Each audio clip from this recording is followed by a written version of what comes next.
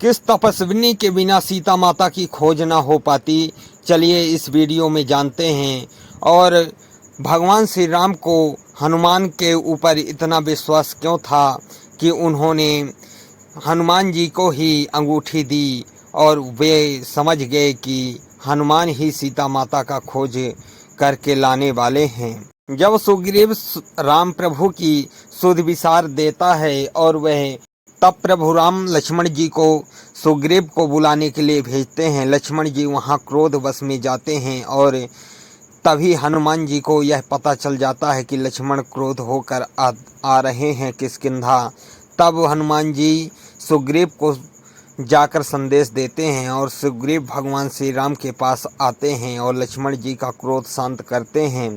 भगवान श्री राम के पास आकर सुग्रीव अभी सभी अपने बानर दलों को बुलवा लेते हैं। बुलवाने नल नील को भेज देते हैं और सभी बानर दल आते हैं।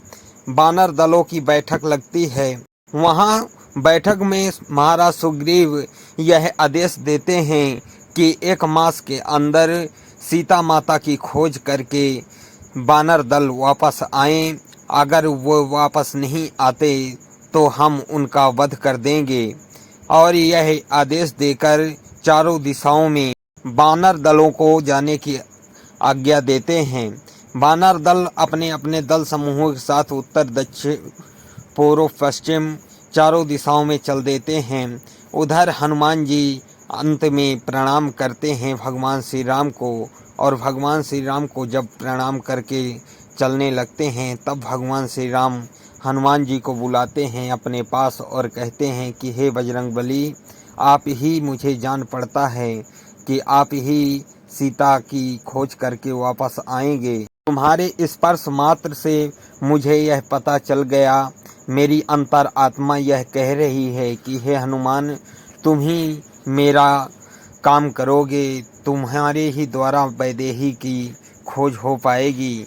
सो तुम यह अंगूठी लेकर जाओ मेरी, और इसको सीता को दिखाओगी तो वह अवश्य विश्वास मान लेगी कि तुम मेरे पास से आए हो।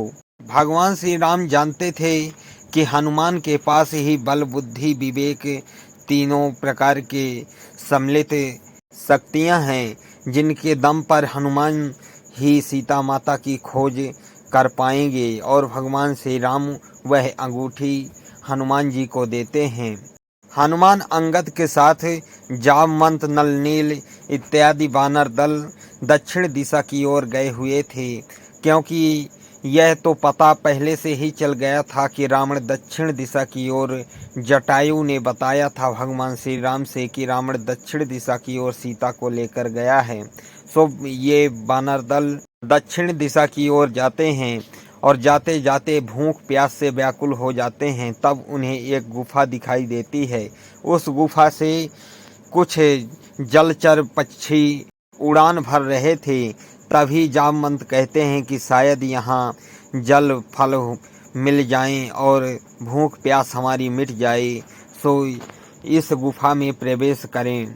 और उस गुफा में अंगद के आदेश पर सभी वानर दल प्रवेश करते हैं, और जब देखते हैं कि वहाँ कोई नहीं दिखता तब वह हताश हो जाते हैं। तभी वहाँ एक तपस्विनी प्रकट होती हैं, और उन तपस्विनी को देखकर सभी के मन में राहत मिलती है और वे तपस्विनी से आज्ञा लेने की कोशिश करते हैं कि उनसे आज्ञा लेकर जल और फल का आवाहन करें, उनका उपभोग करें।